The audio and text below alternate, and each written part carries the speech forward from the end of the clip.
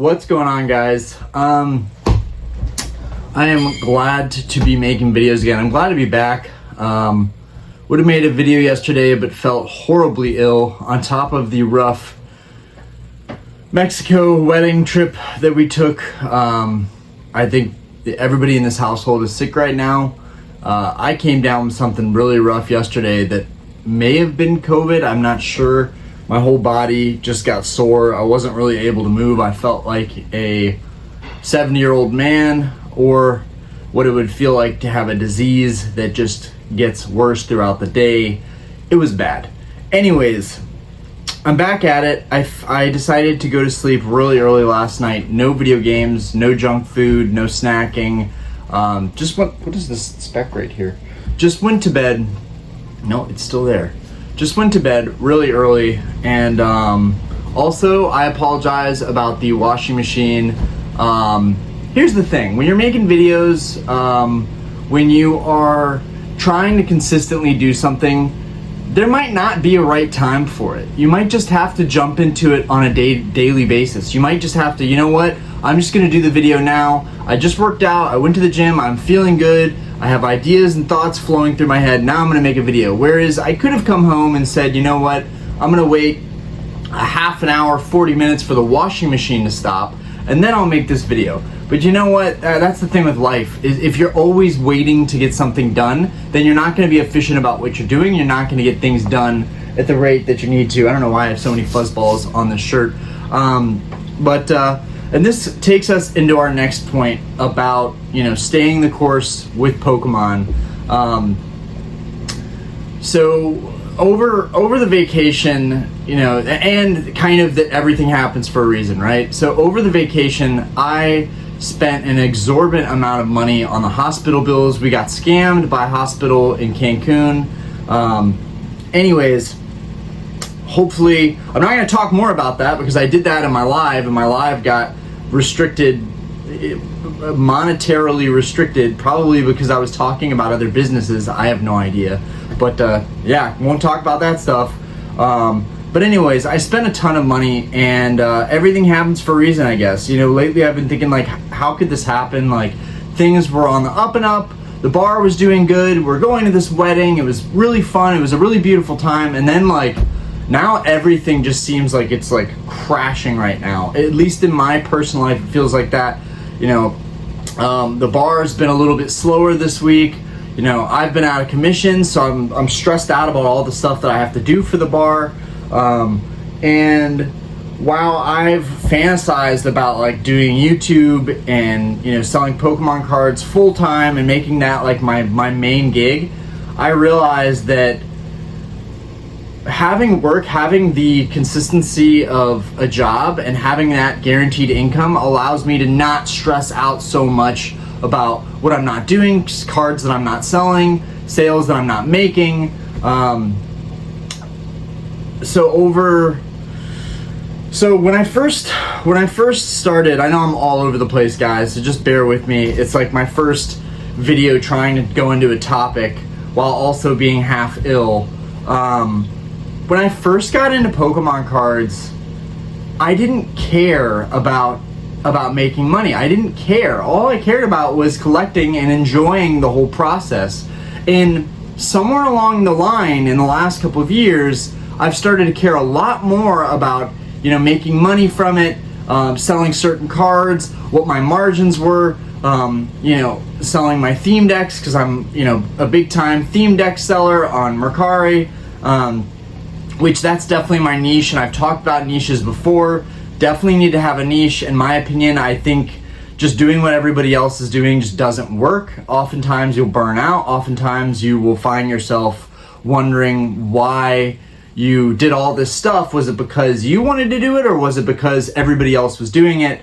And I've learned the hard way that, certain stuff might work for you that doesn't work for everybody else. So for me, when I first got into the hobby, I was buying, like, kind of just cards all over the place. I was buying whatever local collections I could get. I was buying cheap cards. I was like very reluctant to spend more than $200 or $300 on a collection. I was very reluctant. Like, I just didn't seem it didn't seem rational to me to put a bunch of risk into old, battered Pokemon cards. It just didn't seem like something that was a smart decision to make. Now, we had Collecticon here in Charlotte 2 months ago, and I traded all of those kinds of cards. Also, a lot of them were nice condition WotC era cards. I'm a big fan of WotC era cards. I don't care what other people think about WotC era. I personally like WotC over everything. I don't care about the middle era cards. I don't care really about these newer era cards. I just don't. The newer era and middle era Pokemon are just not the thing that hits home for me. If it hits home for you, that's fantastic. The whole point of this channel is also to express my opinions and my, my perspective, right? And for someone who grew up in the 90s, it makes perfect sense why I would gravitate towards those cards. Also, for the people that grew up in the 90s, that demographic is my age. They're in their 30s, they're in their 40s, they probably might have a kid, they probably have a partner, they're probably living an adult life, and they have adult money, which means that is a perfect demographic to be spending money on this stuff. People that are experiencing this era and the mid-era, they might not really have that money to be spending it on Pokemon cards. So what I'm trying to say is, when I started selling aggressively on eBay, like I think I have like 280 sales on eBay. It's like nothing.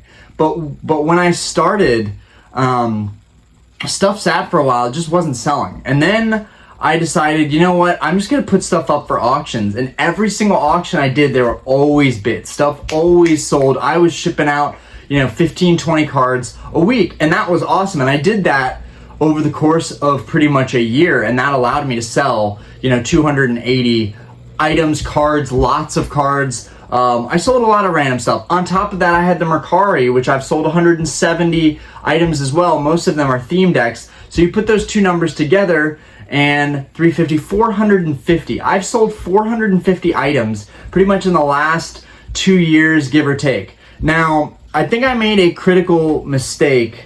Everything, we all have something that works differently for us. I might be going off on tangents, but I know you guys can always enjoy my ranting videos where I just talk about topics and bounce around a little bit. I think I made a huge mistake at Collecticon.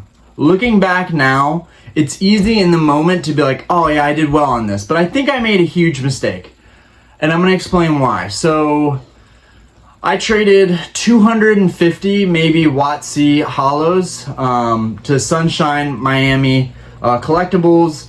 They bought all those cards, and I traded those cards for a Crystal Charizard, which I recently sold. That took a little less than 2 months to sell, but it did sell. I sold it for $4,800. Now, I probably had $1,500, maybe $2,000 in all of those WotC hollows. Plus, on top of that, I think I spent another $800. I think I spent $800 cash on top of that. You guys can go back to the Collecticon video, day 2, if you want to, just to fact check me on that. Maybe I spent $1,000 plus all of the stack of hollows.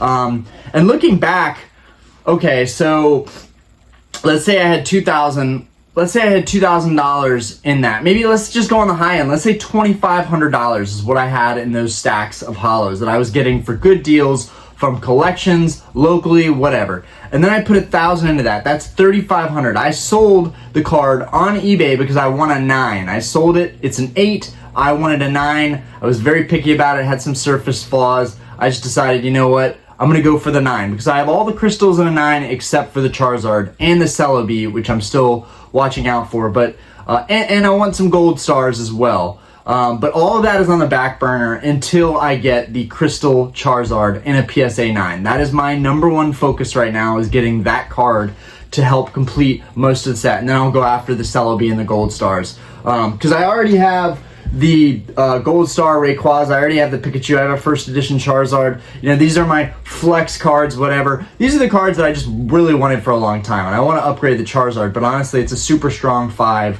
It's a beautiful card. Sometimes you don't have to have these higher grade cards. Sometimes you can have 5, 6, 7, 8, and it's maybe an undergraded card, and it's super nice, and you can just hold on to it in its condition. Anyways, back to my point. I traded all these cards. looking back on it now, the amount of money that I made selling a bunch of singles and hollows, and those weren't even my nicest hollows. That was me just cutting, trimming the fat. If I think back on it, 250 hollows, all I would have needed was $20 a hollow. Most of those hollows were worth at least $15, maybe $20. If I would have gotten $20 a hollow, that would have been $5,000. Now, that's not much more than $4,800 on eBay after fees, right? Or before fees, right? I ended up getting $4,200 because of the fees, which this is also why the vault is great, and I'll be using the vault moving forward. If I buy a card, I'll probably send it straight to the vault, and then I can sell higher end cards that way. But I'm having a little bit of remorse. And it's all about staying the course. It's all about, like, if something is working for you, I wouldn't change it based on what other people think. And I definitely allowed what other people think to influence my decisions on selling cards. I listened to friends and listened to other people in the hobby that were doing different things, and I'm like, oh, they're doing that. That sounds so smart. I should probably do that too.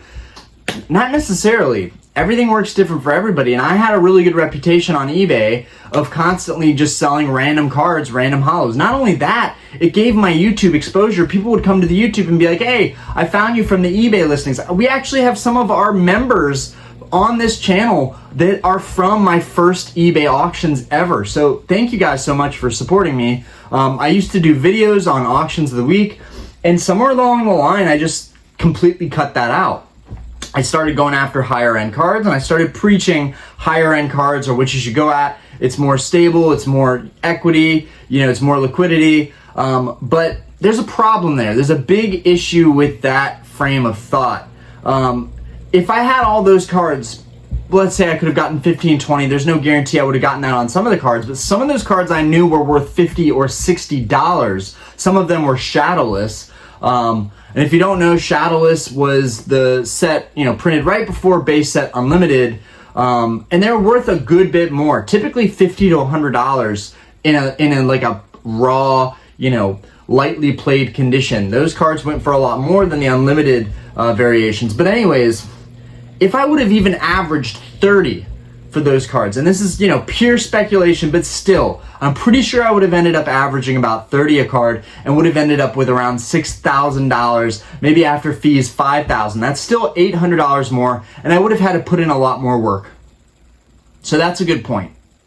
But on the flip side, I would have had 200, 300 more sales on eBay. I would have had way more exposure. I would have met way more people that would have asked me, hey, what else do you have? What other stuff are you selling? I would have had a much bigger store today had I just continued and stayed on track with selling those cards. Furthermore, as a collector also, staying the course of just collecting what I like, I kind of betrayed myself and went towards, collecting higher end stuff that I don't feel very comfortable about because it's a big chunk of change, and I don't make a great salary. I need to be really careful about spending cards that are $1,000, $2,000, $3,000, and I bought quite a few of those in the last couple months. Whereas I could have easily gone to the store, going on my local shop, bought a couple WotC hollows, which I haven't gone to my local shop now in weeks because I don't have the money for it. I've been saving my money. I've been very aggressive about saving and building my finance back up and having a nice safety buffer so that, whatever happens with the bar or whatever happens with YouTube or selling cards, it doesn't matter because I've built myself a nice savings buffer and feel more like an adult that way. When I first got into collecting, I was spending all of my money on cards. I didn't think twice about having a savings buffer.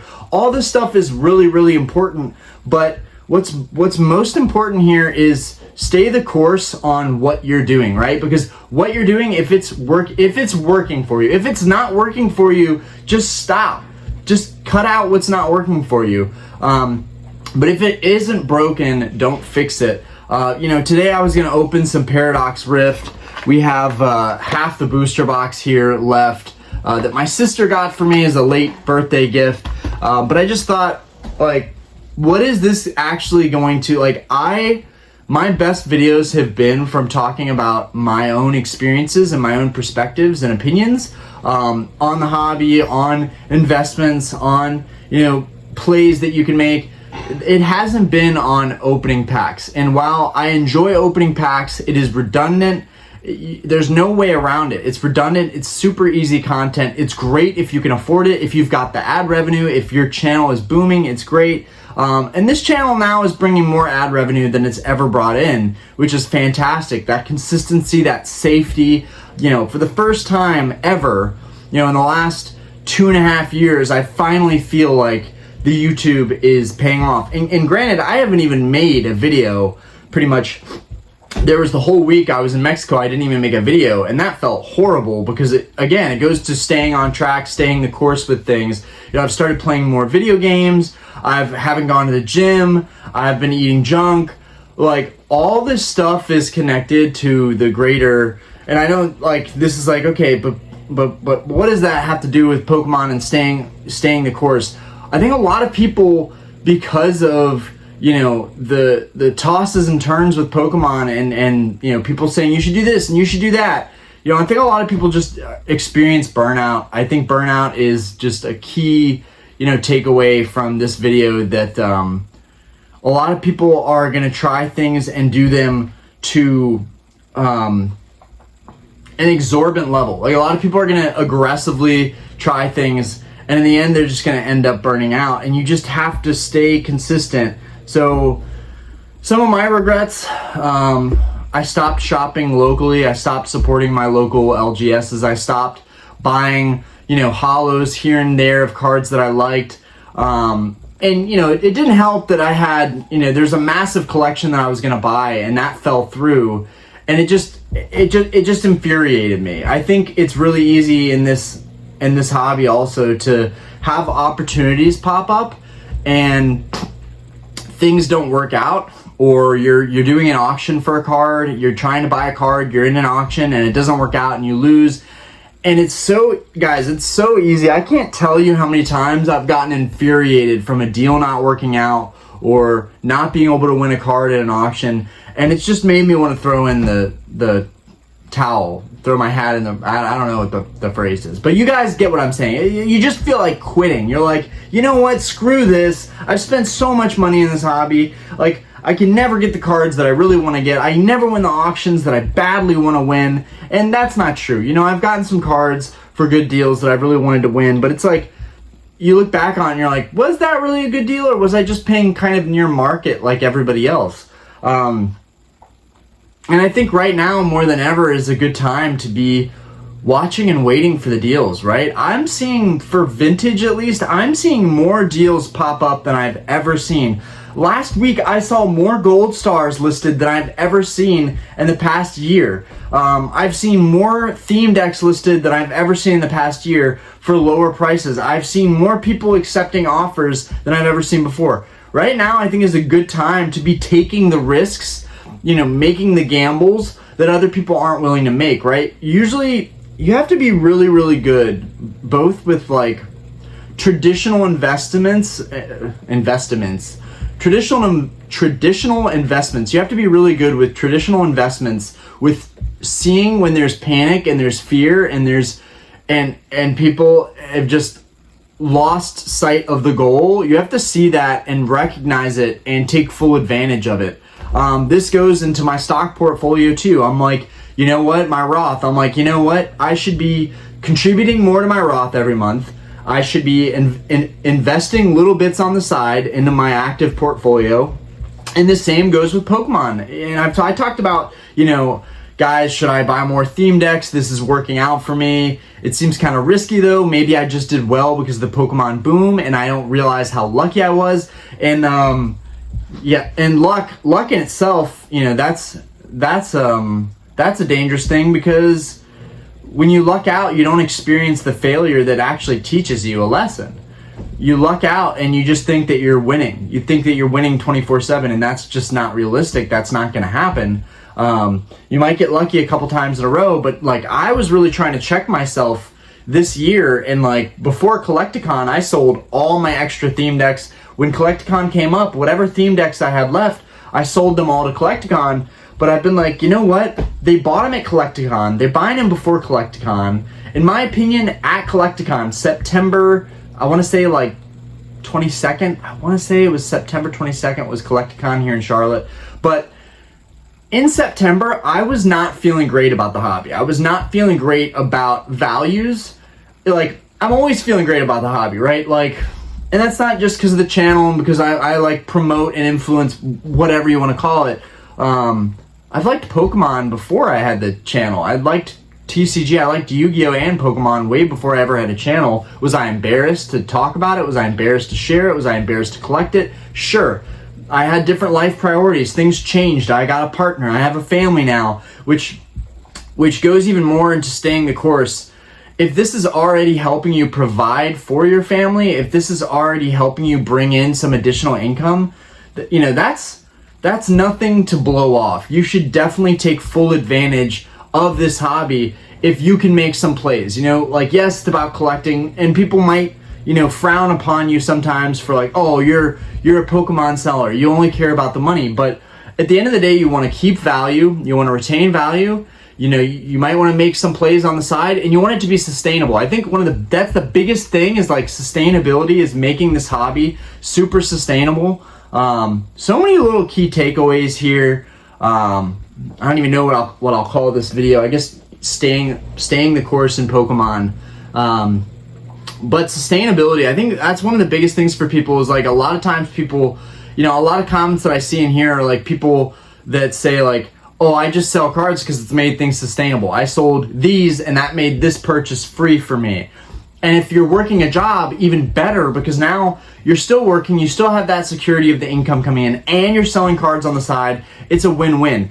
I do not think people should jump into this hobby trying to make it a full-time hustle. I don't think people should sell Pokemon cards full-time. I think at the very least you should have some kind of job that you have on the side, but I don't think that people should sell Pokemon cards full-time. I only sold, you know, a couple hundred cards on eBay, right? So I don't have a massive scope of like everything that entails selling, but I've shipped out my damn fair share of envelopes, of cheap cards that really did nothing for me at the end of the day, and I shipped out my fair amount of cards that made me a little nervous to sell and ship out. But all in all, the amount of stress, the amount of time, and the amount of time away from my wife and kid, which I've had to really prove to her based on my sales and based on the ad revenue from YouTube. I've really had to prove to her that like, this is working. This is working. What I'm doing right now is working. And right now I don't have the luxury of taking time off. I don't have the luxury of taking a break. I don't have the luxury of saying, well, you know what, I can put this off for a week. Once you start doing this stuff, it becomes a routine, and that feels very healthy, but it also it becomes something that's very validating, very fulfilling, and I hope for all of you watching this that whether you're collecting and that's your enjoyment, that's your fulfillment, you know, completing your collection goals, or whether you're selling and you get a high off of, you know, selling cards. My dad's always said that I get a high off of making deals, whether it was selling my cars or selling sneakers or watches or now cards. You get a high off of the art of the deal, so to speak, the art of the deal. You know, I hope for you guys that you find some fulfillment, or maybe you make trades and you feel really good about making trades in the hobby, things that benefit you. You get a card for cheap, you trade it for a card that someone wants your card way more, but their card is more valuable to you. Now, I hope you guys find your rhythm in this hobby, but I think one of the most important things is just stay the course in Pokemon, because you will constantly learn, you will constantly make mistakes, you will constantly try things that might not work for you, but you can pivot and do something different. And to that point, I think I am going to get back to doing eBay auctions. I think I have the perfect way to start that. I have a stack of these 151 UPC promos. I've got all these beautiful Mew cards, I think, will be a good way to start back up doing these eBay listings. So keep an eye out, because these will be going up on eBay. I had very good luck with my 151 openings in terms of all of these promos. As you guys saw, a lot of them were in fantastic condition. If you've seen the listings for PSA 9 and PSA 10, these things are fetching top dollar. 9s are going for like 40, 50 bucks. This is probably a $20 card max right now. Maybe it's not even worth that. I would think they're going to start going up though, considering the fact that 151 wasn't printed like crazy. Yes, you can find deals on the 151 UPCs. Yes, I think you should invest in those. $90 a UPC is a great price. Just for these promos alone, I think these promos are going to demand more value down the line. And one part of me thinks I should hold on to these and sell them a little bit later.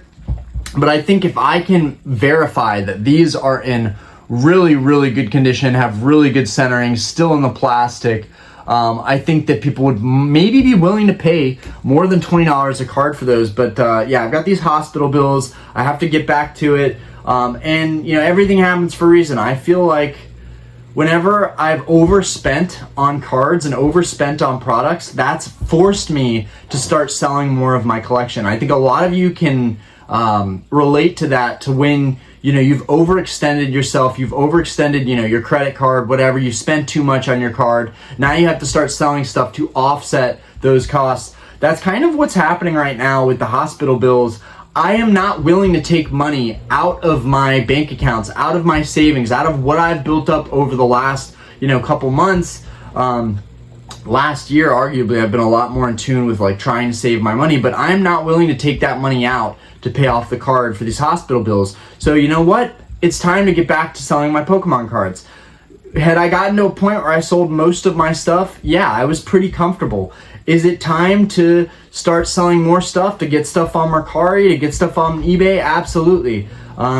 It's been a nice break from it all and just focusing on making videos. I think there was a point where I decided I want to make videos. I want to focus on making videos. I don't want to focus on selling Pokemon cards. That is not ultimately what makes me happy. But I'm forgetting all the other benefits that there were to selling Pokemon cards. The connections that you make, the exposure for your channel, at least in my case, and then making people happy, giving back somehow. And doing auctions are a great way to do that. If somebody wins an auction from me for dirt cheap, I'm shipping that card out. It is what it is. And that person gets the card and they're like super stoked. And they're like, wow, like this guy on his YouTube sold me, you know, this Pokemon YouTuber sold me this card and it was a really good price and I seem to get a really good deal on it. And that makes me happy. Fantastic. At the end of the day, I know that doing auctions probably aren't the best way to get value out of these cards, but I've had cards sitting up on my eBay for forever. You know, I did an experiment where I put a couple cards I wanted to sell on my eBay and I just let them sit there. And they are just taking astronomically long to sell. Some of them sold within like a month, but guys, I'm used to cards selling every single week. I'm used to cards selling every single week like this. And I have to get back into the motions of selling like that again. I've forgotten, you know, what it is to be consistent and work hard and put the time in. And to that, there's also something that I want to try doing before I get into flat out selling lots of lower value cards. Because that's the thing, is people can afford these lower value cards. They might not be able to afford me selling gold stars or shinings or crystals. They might not be able to afford selling that because the average person, you know, is not going to spend their week pay or their 2-week pay on one single card. That's just the reality of it. Whereas, you know, these cheaper WotC cards, people just jump on them. They love them. And I've never had an issue selling any of them. Especially the Black Star promos. I have a regret. I sold all my Black Star promos at the convention. I think I probably could have gotten way more money from those Black Star promos had I just sold them online. I probably could have gotten $1,000 had I sold them online. I think I got maybe I got $2,000. I'm actually not sure what I got from them at the convention. Again, if you want to fact check, go back on the convention video. Feel free. But I want to try one more thing before I pivot back into selling the cheaper stuff again, I want to try going for cards that I specifically want and like. I've gotten very into the gold stars lately. I've definitely been influenced to collect those cards, lately, and I get it now. They're absolutely gorgeous. The crystals and the gold stars are some of the nicest cards in the hobby, in my opinion, from that time frame. I love WotC. I still think if I found a collection of WotC cards here in Charlotte, if somebody locally was like, I want to sell you a collection, are you interested? I think I would still be interested in buying those and sorting through them and selling them. Buying collections and sorting and divvying up collections is, I still think, the best way that you can win in the hobby. Not only can you bolster up your collection, but you can also, you can find great deals and make amazing plays. But I'm going to try going after cards that I really, really like. I'm going to try going after cards that I really, really like. Cards that personally excite me, so I know they'll probably excite somebody else. And probably putting those directly into the eBay vault, so I don't pay sales fees, so I don't pay taxes on them. It goes directly into the vault, and it just stays in my eBay store. And then when I sell that card to somebody else, I don't have to deal with any of the hassle of the fees and the sales taxes. Now, I do believe come January they're going to start doing a 3% fee, which again, nothing. Again, even if it's 3% for that fee, that might be wrong. It might be 4%. I don't know, but it's still way less than 13% fee. Okay, that fee is killer. That fee is why my Crystal Charizard that sold for $4,800, I got $4,200 for it. That's terrible, guys. I took a massive hit on that card. And I did it, honestly, just to make the person happy. I put it up just as a feeler. But when that person bought that card, it was a realization to me that, like, oh crap, this card would have sold for $4,800 regardless. And maybe even would have sold for more, but had I submitted it to the vault, I would have got that full amount of money, which right now, with the hospital bills and everything and wanting to get a PSA 9 Crystal Charizard, I'm like obliterated. I'm like, I can't afford the Crystal 9 Charizard because I've got these hospital bills, and when I pay the hospital bills off, I'm not going to be able to afford to buy that card outright and pay it off immediately, which I really want to do. I am tired of buying cards and then having to pay them off and being stressed out about it. It ruins the hobby for me. Buying cards and then being stressed out about them is not how it should be. You should buy them and be stoked that you can afford it, that it's a luxury item that you can afford, and you should buy it outright and have it and enjoy it. And then when you want to go to sell it, you're not even worried about, paying off your card. You're just getting your money back and then maybe getting a little extra. One thing that hasn't changed for me that I have kind of stayed the course on, though, is selling theme decks. And again, what works for someone might not work for somebody else. I've been selling theme decks now for 2 years. Okay, when you go to my store on Mercari, all you see are listings for theme decks that have sold. Okay, people that start selling theme decks now may not have that same experience. I mean, you can go ahead and try and sell those same theme decks, but it might be grueling. You might not sell those. I'm seeing them sit on eBay for forever. I don't know what it is. I don't know if it's just people consider me an expert on collecting theme decks and selling them, but I've been doing it for a while now, and that's the niche that has not changed at all for me, that I've still, every week I'm like, yep, I'm gonna buy this one, I'm gonna buy that one, I'm gonna list a couple of these ones. And it doesn't work on eBay, it only works on Mercari. So you also have to have multiple platforms, I think, to figure out what niche works best for you. I also like how Mercari has the scan to ship now. It makes my life so easy. I love selling on Mercari. I love it. Somebody wants to buy a theme deck, I throw it in one of the boxes piled up in my garage, I slap some tape over it, I put some bubble in there, I might throw in a freebie card or two, and then boom, I walk to the post office, they scan it in, done. It takes no time. That was the problem with eBay, is how much time it was taking to ship this stuff out. It was taking so much time, but eBay is very competitive, and I knew that from the start. It has the most exposure, so here I am, I've got to stay the course. I've got to get back to it. And this doesn't mean that you have to sell cards. This is just my perspective and my experiences selling cards, and, some regrets that I have on, taking some time away from it. One thing that I used to tell my family and tell my fiance is, if I'm not buying cards and I'm not selling them, if I'm not actively in the market, making plays, making trades, it is very, very difficult for me to take information and take knowledge from other sales data. I don't know why it is that way for me, but it's very, very difficult for me personally to take information from other sellers and other data and really solidify it in my head. Whereas if I'm making sales and I'm making trades and I have auctions and they're going for certain prices, that tells me everything that I need to know on the spot. And for some reason, that information sticks with me a lot longer, right?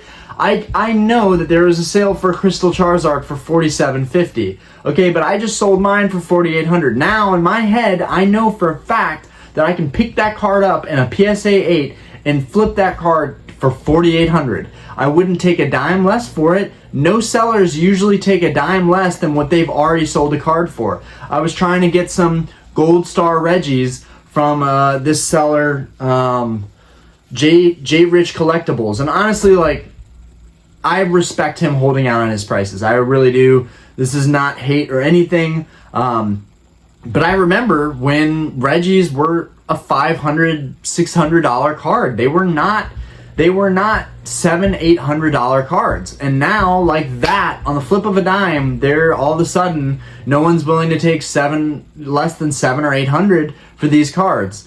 I was like, yo man, I'll buy all three of your Reggies for $600 a piece. And my first offer months before that was $500 a piece, and he was considering it. So when I said $600 a piece and was just flat out ignored, it was like, oh my God, this guy, basically based on his past sales, he's just sticking to his guns. And that's what I mean to say this. Once you sell a card for a certain amount and you know that you can sell that card for that amount, you're not going to take less for that. You might, there are some theme decks that I've taken less for theme decks I've sold in the past, but that also has to do with the condition of the box. If I feel like this person's not going to buy for this price, I have to have a little bit of wiggle room here. The box has some corner damage on it, some scratches, maybe a dent or two. The main hollow in the deck has some dings. Maybe I can go $20, $30 less. There's things I can do there. But when it's a graded card, when it's a grade, it's really hard to budge there, unless it's a graded card that has a very visible flaw. I see some people selling PSA 9, PSA 10 Grail cards, and they've got a corner nick, or they've got a little indentation, and I'm like, who is gonna buy this card? And that's another thing, guys. If you are selling high-end cards, if that's something you want to go into, because that's something that I want to go into as well, and I'm going to test it out. It may be a horrible idea. It's a lot of money to spend on selling a couple cards here and there. But for me, in my situation with the YouTube and my family and the bar, I have to juggle these three very important things in my life, and more I'm seeing that that's going to be a problem, and that's why I'm like, okay, I can stay the course, I can continue to be a seller, but I have to move into something that's more manageable, and selling higher end cards is more manageable. Also, because of the authenticity guarantee, you know that you're not going to get bamboozled, because it's going to go through authenticity, and then you're never going to have to worry about anything after that. My PSA 8 Charizard, it's in good hands. It's shipped off to authenticity, nothing is going to happen. Okay, this is why I want to go into higher end cards, vaulting them, and then shipping them out via the vault, not having to deal with tax. They go through authenticity, whatever. That's the perks to doing that. Whereas if I'm selling a bunch of different cards, anything can happen. I'm very lucky. I haven't had any issues with anybody really on Mercari or eBay. I have pretty much been smooth sailing ever since I started selling in those platforms. But I know this was a long ranty video. I hope you guys appreciate it. I was gonna open some Paradox Rift, but I can open packs any day. I think this stuff is a lot more fruitful. I think it's a lot more helpful and informative to people. And yeah, whatever you guys do, stay the course, do what works for you, and take everybody's opinion with a grain of salt, including mine, right? I am gonna try soon here. I still have, and this is the problem with me, is not to make this video even longer and waste even more of y'all's time, what am I saying? I am somebody that does not like to sell their collection. I am somebody that wants to just hoard all of this stuff. So this is very difficult for me. For me personally, this is the hardest thing in the world, is letting go of this stuff. I see all these promos and I don't see what the market sees in these. I see something way more valuable and I'm like, these are gonna be killing it. In a couple years, these promos are gonna be really, really valuable because they're awesome. The Mew and the Mewtwo and the Gold Mew, iconic. Absolutely iconic. I love these. Best set of Scarlet Violet in my opinion. A lot of people think that Paldean Fates is going to top it. Love Paldean Fates. Very excited for Paldean Fates. But yeah, like it's hard for me to let go of this stuff because I know in the long run stuff will be worth a lot more, and I do have some connections and some friends in the hobby that really aren't big time sellers. They vend at some local events and that's it. Other than that, they barely sell their personal collection, and their collection has only grown in value. They've been very not pressured to sell their stuff or move things around and try and get money back out of their cards. I'm finding that you're probably going to end up regretting those decisions if you're constantly moving your collection around. At least for your most favorited cards, you might end up regretting it. Some of the happiest, easygoing people I know in this hobby that I talk to on a regular basis, they don't move much around. They really don't. They collect what they like as they go. They might sell or trade stuff locally because it's so easy. It's just exchanges. But that's the thing. If you want to do YouTube, if you want to start a channel, if you want to be a card seller, it takes time. It takes dedication. It takes discipline. You can't, it's like anything in life. It's so funny how Pokemon branches out to everything and is connected to everything. Yeah, I hope you guys enjoyed the video. I don't know what else I could have added to this. If there's anything else you would add or you would like to see me touch base on, I would like to give my perspectives and opinions more often on this channel. I think it's very easy to get wrapped up in the newest, latest, and greatest set, whereas the best type of content is the content that's informative. And I think more and more we're realizing that is the case.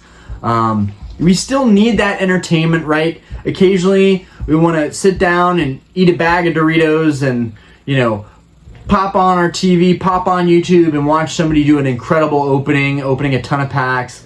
But that doesn't apply to most people. And that's what made my channel grow, is that people could relate to it.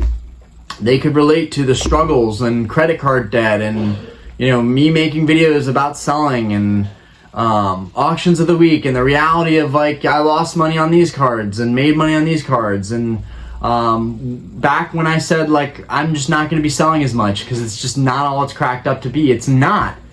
But I wish I would have just stuck with it. And that's the main point of this video, is just stick with it.